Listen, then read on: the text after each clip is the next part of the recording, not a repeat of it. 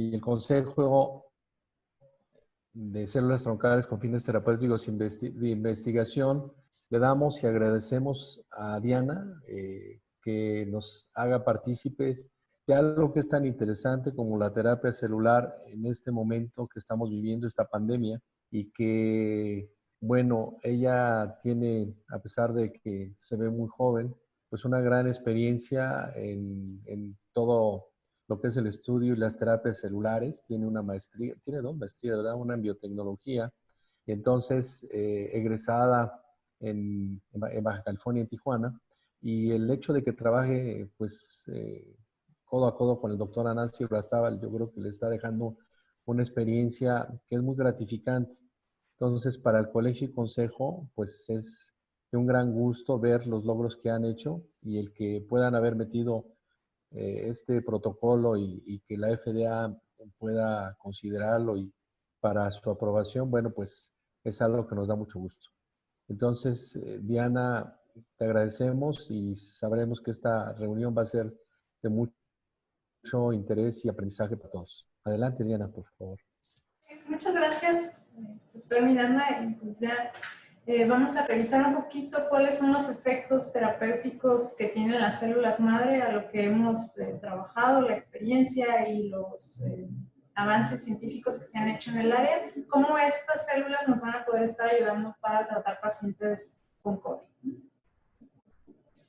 Y bueno, esto es algo que ya lo hemos revisado en otras presentaciones, nada más quería dejarlo un poquito como base. Sabemos que el virus entra a través de las células por medio del receptor AC2 con ayuda de esta enzima.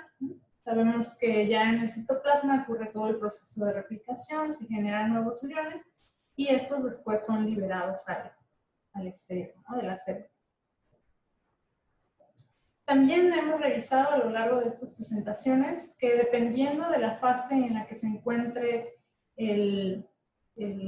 la enfermedad o la disposición del sistema inmune, pues vamos a tener ciertas reacciones, ¿no? Entonces, de primera instancia, en una fase moderada o pequeña, tenemos un incremento en los cuerpos celulares del sistema inmune, como linfocitos, algunas células T. Tenemos también la presencia de inmunoglobinas, ¿no?, que de hecho de esto se derivan pues, algunas pruebas rápidas de detección. Y si el sistema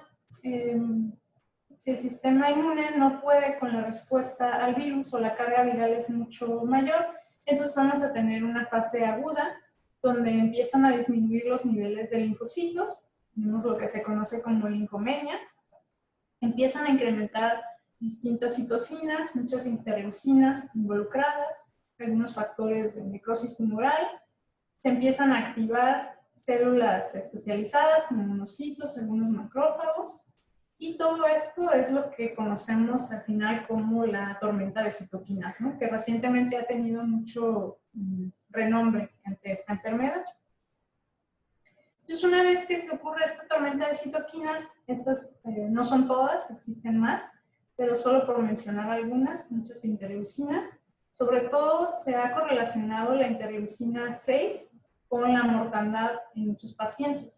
Entonces, de primera instancia también se trató a muchos pacientes con esta medicina para bloquear precisamente este receptor. Entonces, eventualmente, como las células virales llegan directamente al pulmón y las células epiteliales pulmonares presentan altos niveles de receptores AC2, es ahí donde empieza a ocurrir todo el daño al pulmón. Puede haber dificultad para el intercambio de oxígeno, síndrome de dificultad respiratorio agudo, que después va a desencadenar otros problemas, ¿no? Sabemos también que ha habido ataques cardíacos, infecciones secundarias, sobre todo si el paciente está ya hospitalizado. Sabemos que en los hospitales pues, puede recaer en una segunda infección bacteriana, sobre todo, ¿no?, entre otros síntomas.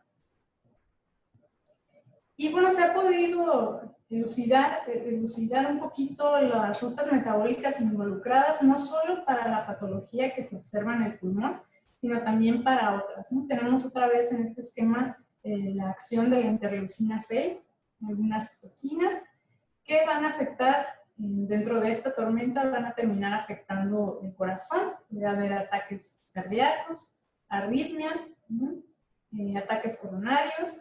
Y en este otro esquema también, por ejemplo, tenemos ya identificado la ruta metabólica que sigue para dañar directamente al riñón, ¿no? Entonces, esta enfermedad pues, nos ha venido de sorpresa porque afecta no solo a los pulmones, ¿no? Sino encontramos que mediante esta tormenta de citoquinas muchos órganos se ven afectados, ¿no?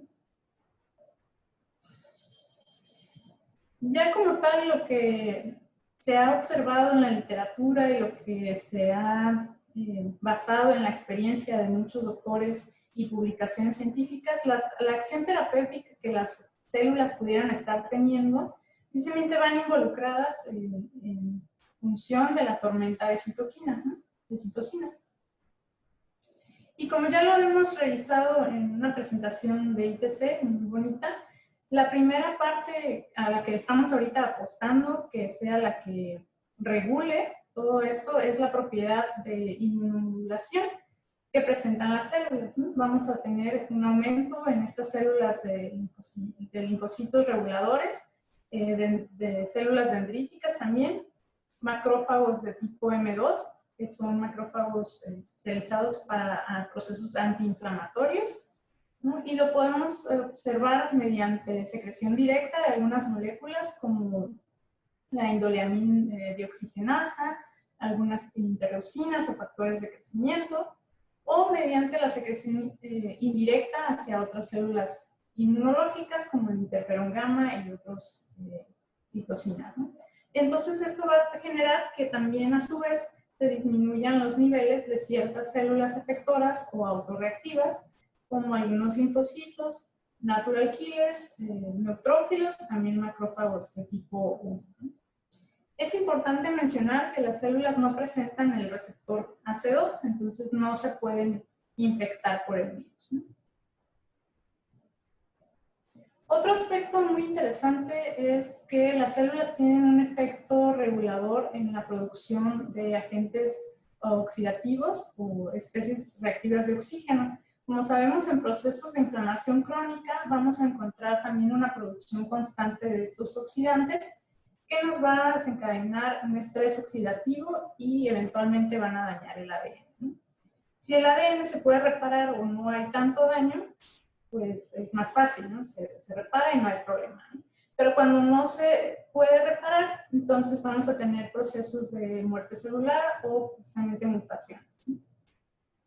Se ha demostrado que las células en presencia de citoquinas como factor de necrosis tumoral o el interferón gamma producen dos enzimas muy importantes, la superóxido dismutasa y la catalasa, ¿no? Las dos involucradas finalmente en regresar al balance o, mejor la palabra, desactivar estos oxidantes a finalmente reducirlos a agua y oxígeno, ¿no? Además de estas propiedades antioxidantes, estas enzimas se han demostrado que regulan la respuesta inflamatoria relacionadas con las interleucinas y otros receptores que se conocen como TOL, tipo TOL. Digo, son muchos factores, muchas rutas metabólicas, muchos factores y moléculas involucradas. A lo mejor en alguna presentación tenemos oportunidad de revisar cada ruta. De hecho, una presentación muy bonita de una doctora sobre precisamente estas rutas metabólicas a nivel celular estuvo muy padre.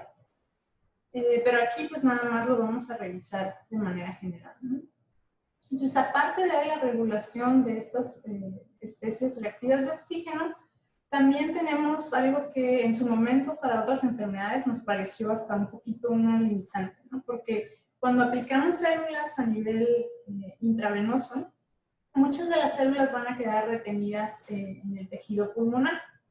Entonces, este secuestro, así se le llama en inglés, va a quedar atrapado en el pulmón y, como menciono, en algunas enfermedades pues parecía una limitante, pero al menos para el COVID nos van a ayudar a recuperar precisamente el microambiente pulmonar, van a proteger también las células epiteliales alveolares, detener la fibrosis y regenerar el tejido pulmonar en casos severos, ¿no?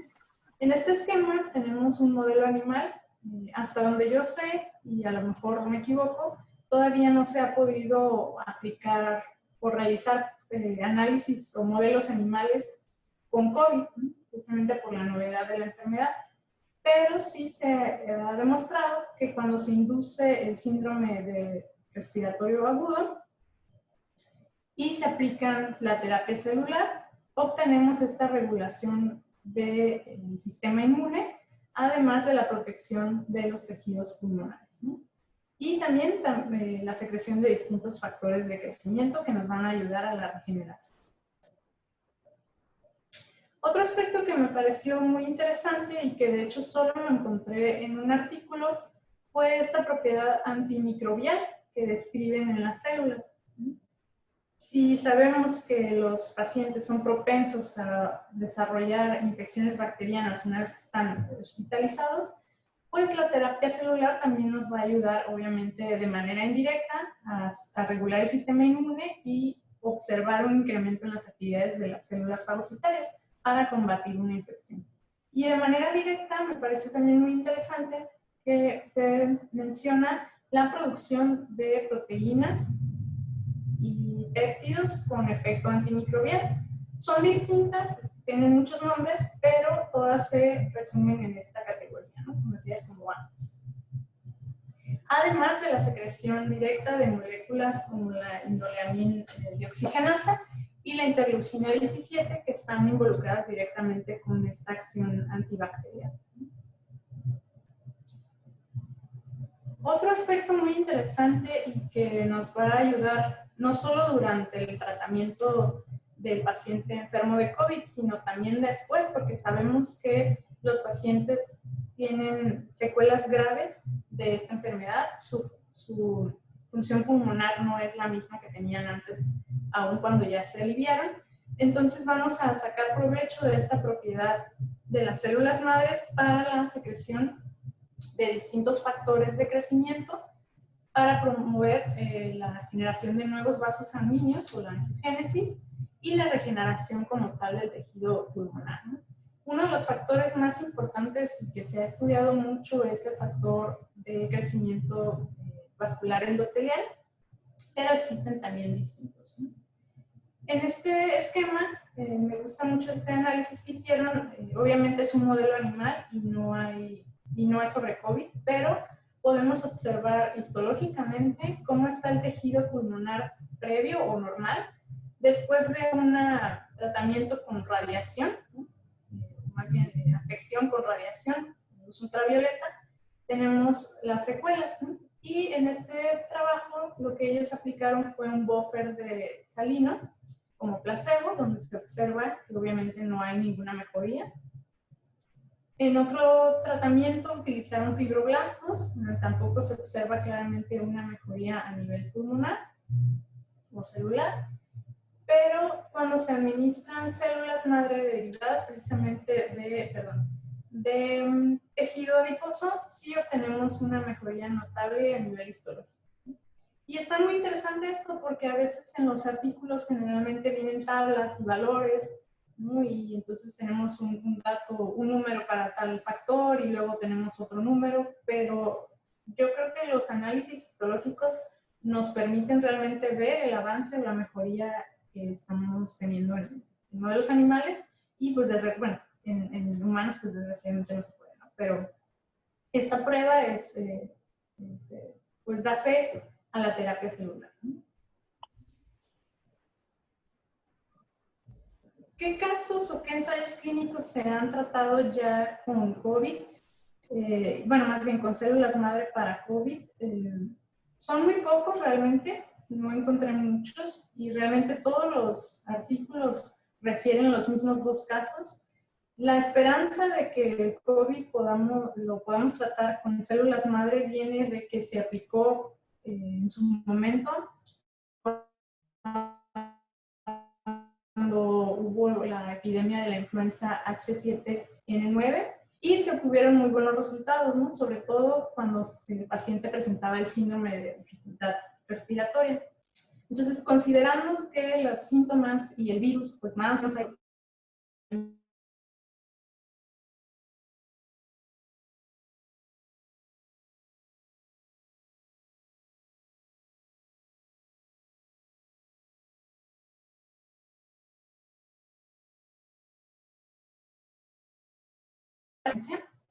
Y tenemos claramente pues, la tormenta de citocinas, procesos de inflamación, neumonía, ¿no? Y se le aplicó distintos tratamientos que no tuvieron buenos resultados. Entonces se decidió administrar en 3 ocasiones 50 millones de células madre derivadas de cordón umbilical.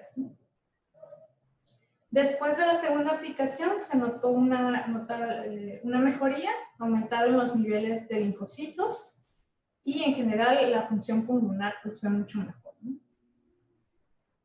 En este caso, en esta gráfica tenemos, si observamos las flechitas, podemos ver que a partir efectivamente de la segunda aplicación, los niveles empezaron a regularse, ¿no? Los neutrófilos, células blancas, linfocitos, y aquí tenemos cada uno de los linfocitos que fue descrito.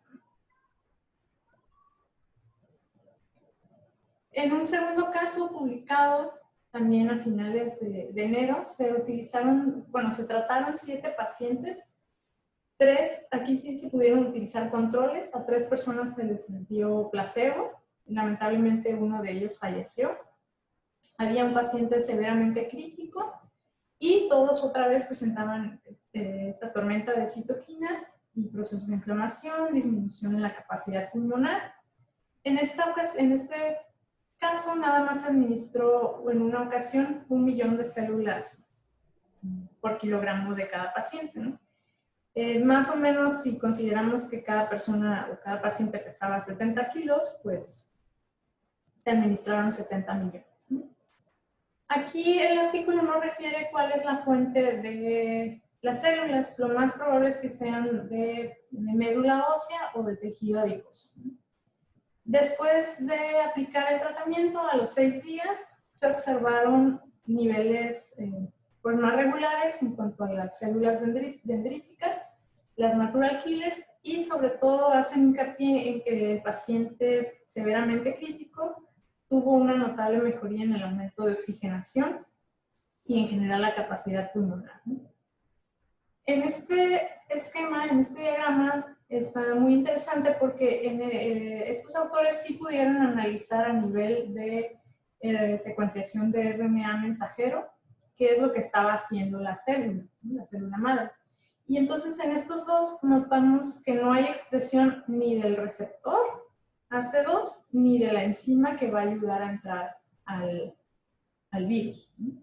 Con lo cual se comprueba científicamente que la célula no se puede infectar.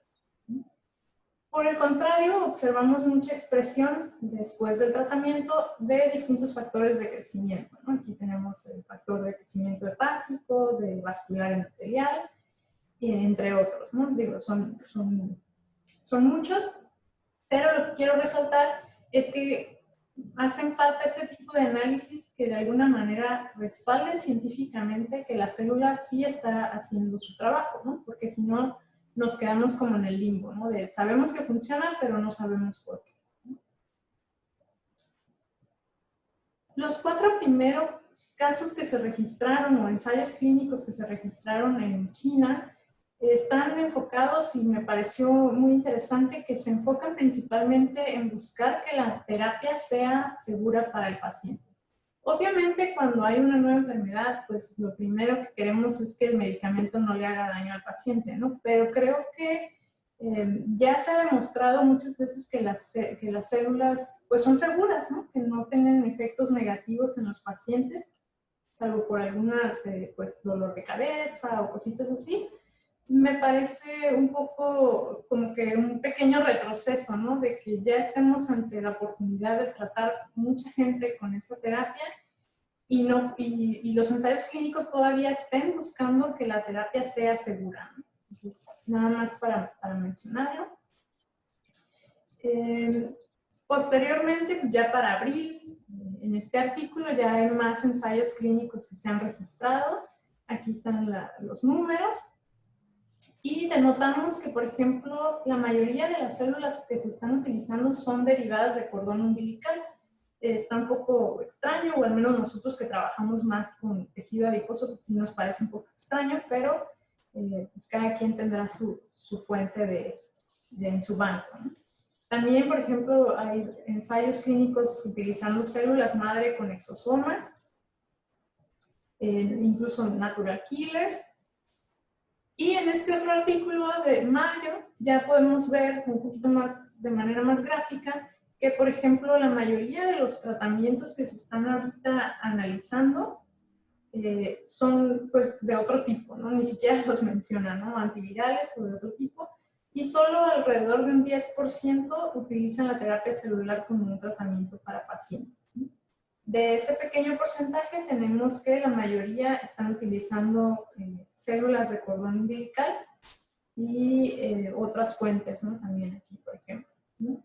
Entonces me pareció interesante compartirlo con ustedes porque creo que todavía estamos como que con la inseguridad de que sirve, no sirve, cómo sirve, y obviamente está derivado de que nos hacen falta ese tipo de análisis en todos los casos.